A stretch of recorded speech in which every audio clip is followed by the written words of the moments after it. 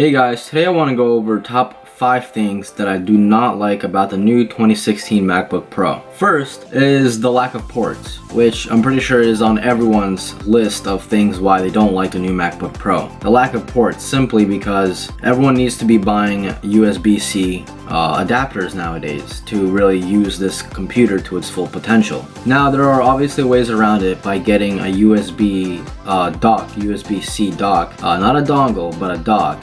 You can connect that, and that one dock can have all the ports that were originally on the MacBook Pro. So technically you're not really losing anything. In fact, you're gaining 3 more ports on your computer by having them open. But it's the fact that you now have to carry around this thing that you didn't really have to carry around in last year's MacBook Pro. Second on the list is no Quad HD display. Now, I'm not really the person to be kind of rooting for having 4K displays simply because it's not even possible to have a native 4K display on a computer that's 15 inches. You can't even have a true native 1080p display on a computer that's 15 inches. So I kind of understand why Apple is not putting in a Quad HD display, but that doesn't mean that the Quad HD displays don't have better color and more vivid colors, and obviously more pixels per inch. So I do kind of, maybe not a 4K display or a Quad HD display, but I do wish Apple did kind of up the pixel count on the new MacBook Pro. That would have been at least another improvement in this year's lineup. Third on the list is there is no NVIDIA GPU. We're still stuck with the AMD Radeon Pro.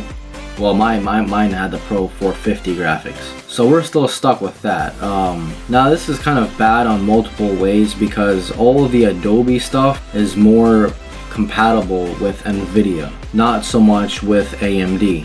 I'm not saying AMD is bad, I'm just saying that there are more programs out there that really specialize with NVIDIA and not really AMD. Fourth on the list is it's expensive.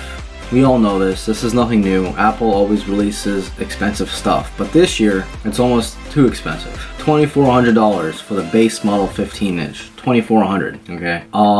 That's expensive. So if depending on where you live and what tax you guys have, you're looking at spending close to $2,600 when you leave the store with this brand new base model 15-inch MacBook Pro. Now, thankfully, I did get a student discount, which it bumped it down to exactly $2,400, so I didn't really have to pay. Technically, it canceled out the tax, if you want to look at it that way. So that's good, but still, that's a little too expensive. If it was at least another $200 off, if it was, starting out at $2,000, I would be okay with that. Fifth and last, and not many people even really think about this nowadays, but why haven't Apple upgraded the webcam? Like, am I the only one thinking this thing? After all the videos I've seen on YouTube about why people don't like the MacBook, they have never really mentioned the webcam. Is it like a dead thing nowadays? Do people not use webcams or something? Like, did I not read a memo somewhere? But no upgraded webcam. We're still stuck on 720p. Now, I get it. The screen is incredibly thin. This screen is, I can understand why they might have a tough time to fit